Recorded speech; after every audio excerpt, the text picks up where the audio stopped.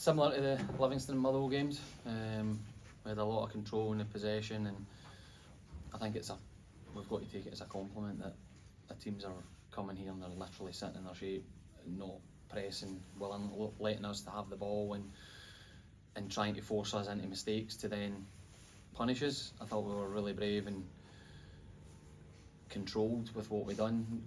The most times they get into our final third was when there was a slight period that I think the crowd were getting on edge a wee bit, and we decided we start forcing the passes, which then gives them the ball, they put it forward, and they're in your final third from nothing. That was the only part, but after that we trusted it, we played well, and probably the biggest gripe is that we've not scored more goals. Who got the goal? Was it Boyce or Shanks? I think it's Shanks. I think he's been the fortunate one to get Boyce does all the leg work and hard, controlled finish, and Shanks, it comes off his calf and goes in, so Shanks is certainly claiming it. Are they disputing it in the dressing room?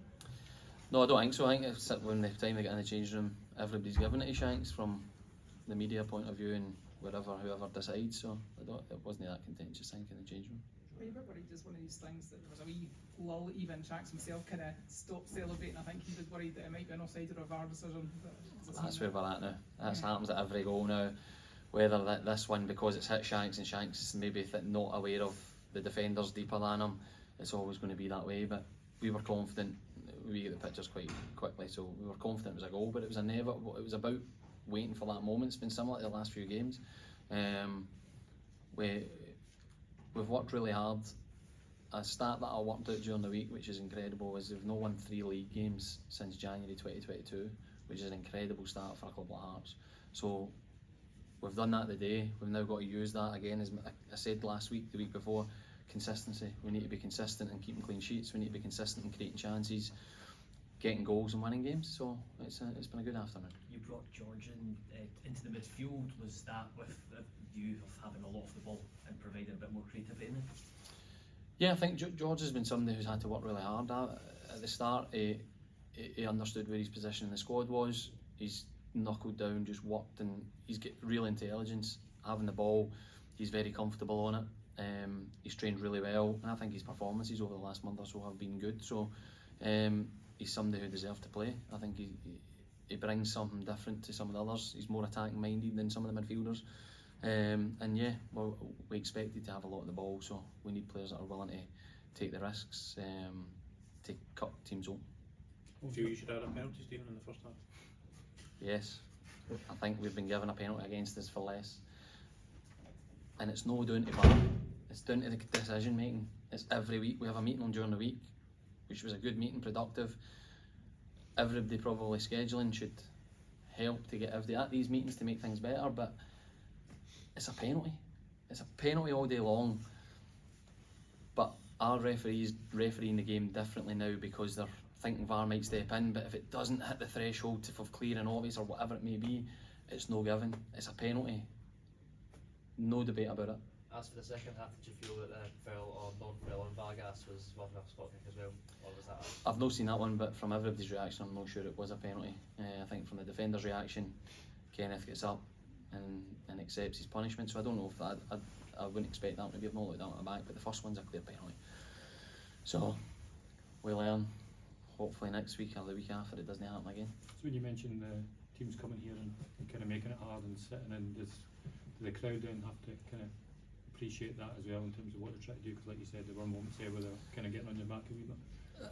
It's a learning process. The way we want to play, the way teams are going to set up here, the game's going to be that way. So for the first half, first 60 minutes, there's elements of you're working a team to tire them out, that they're 3 yards short of it at 60 minutes to then you can play through and you get your chance.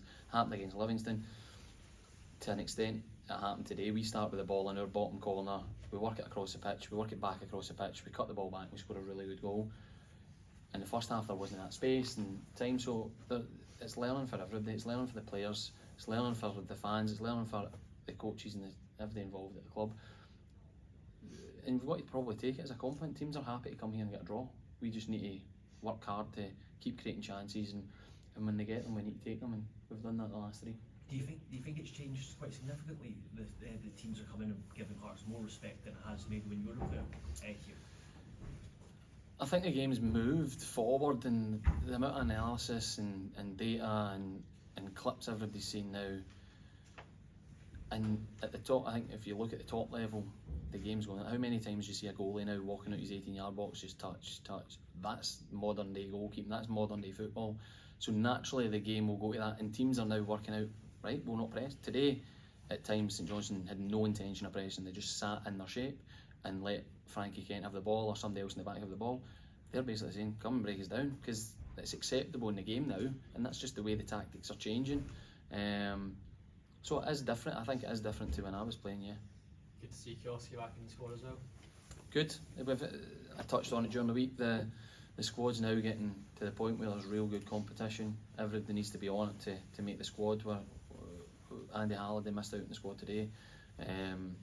We've got Craig Gordon, Craig Halkett, Natty Atkinson and Barry Mackay close to returning before the turn of the year. So no, we're in a good place. Was Andy just couldn't get in the squad? That was just. Yeah, that was it, and it's a hard one because Andy's been training unbelievably well.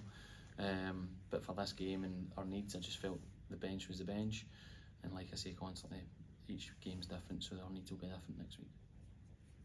Thank you very much. Thank you.